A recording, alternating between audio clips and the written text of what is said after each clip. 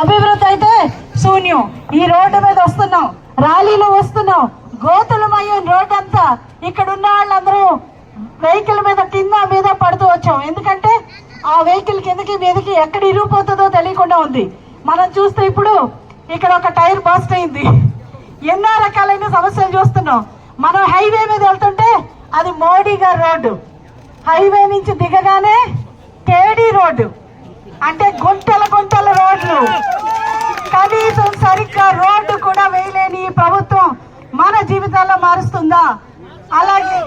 అలాగే మన రాష్ట్రం ఈరోజు తలకాయ లేని మండుల్లా తయారైంది. రాష్ట్రం ఇప్పుడు ఇక్కడున్న రాజధాని ఏది అని పిల్లల్ని అడిగితే 3 ముక్కల ఆటపడి రాజధాని లేకుండా చేశాడు. అధికార వికేంద్రీకరణ అంటాడు. అధికార వికేంద్రీకరణ అంటే అధికారం ముఖ్యమంత్రి నుంచి మంత్రులకు, మంత్రుల నుంచి కలెక్టర్లకు పాస్ అవ్వాలి. ఈ రోజు ఉప ముఖ్యమంత్రిగా ఉన్న మన పుష్పశ్రీవానికి అధికారం ఏమన్నా ఉందా? రాజన్న దొరికి అధికారం ఉందా? ఉప ముఖ్యమంత్రి పేరుకే గాని వాళ్ళు కనీసం బయటకు వచ్చేది ఏదన్నా ఇప్పుడు పవన్ కళ్యాణ్ గారిని ఏమన్నా అంటేస్తారు, లేకపోతే చంద్రబాబు నాయుడు గారిని అంటానికి వస్తారు, లేకపోతే ఎవరినైనా విమర్శలు చేయడానికి మాత్రమే ఈ రోజు మంత్రులు బయటకు వస్తారు. నీటిపారుదల మంత్రి అంబటి రాంబాబు గారు, ఆయన ఎవరైనా తెలుసమ్మా మీకు? బూతులు మాత్రం మాట్లాడే మంత్రి తప్పితే వేరే ఏవి కూడా తెలియదు. ఇక్కడున్న తోటపల్లి ప్రాజెక్ట్ తెలియదు, రిజర్వాయర్ పరిస్థితి తెలియదు, దాని గురించి మాట్లాడడానికి ఆయన దగ్గర ఇన్ఫర్మేషన్ ఏమి ఉండదు. కాబట్టి ఈ రోజు మనం అందరం గుర్తించాలమ్మా, సూపర్ 6 తో ముందుకు వస్తున్నారు చంద్రబాబు నాయుడు గారు.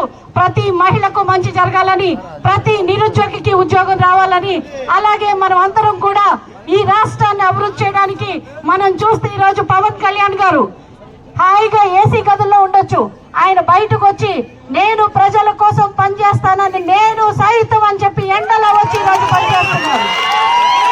వ్యతిరేక ఓటు చీలనివ్వనని చెప్పి ఈ కూటమి అవ్వడానికి ఎంతో కష్టపడి ఆయన ముందుకొచ్చి ఈ రోజు మనందరినీ ఏకం చేసి ఈ దుర్మార్గపు ప్రభుత్వాన్ని ఇంటికి పంపించడానికి ఆయన ఎండనక వాననక కష్టపడుతున్నారు.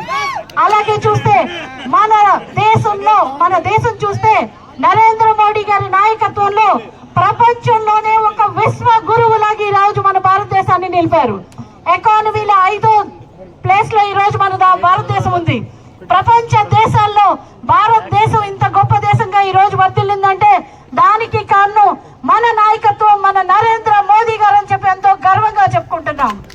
అలాంటి నరేంద్ర మోదీ గారి నాయకత్వంలో ఉన్న ఎన్డీఏ మన రాష్ట్రంలో కూటమి ప్రభుత్వంగా చంద్రబాబు నాయుడు గారు, అలాగే దేశంలో మళ్ళీ నరేంద్ర మోడీ గారు.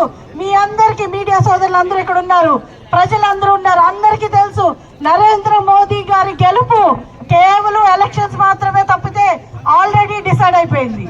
ఇంకా మన అరకు ప్రాంతంలో ఈ అరకు నియోజకవర్గాన్ని మనం కేంద్ర ప్రభుత్వానికి మనం గిఫ్ట్ గా ఇక్కడి నుంచి మనం గెలిచి వెళితే మన రాష్ట్రంలో మన కురుపాం నియోజకవర్గం, మన అరకు నియోజకవర్గం అభివృద్ధి కోసం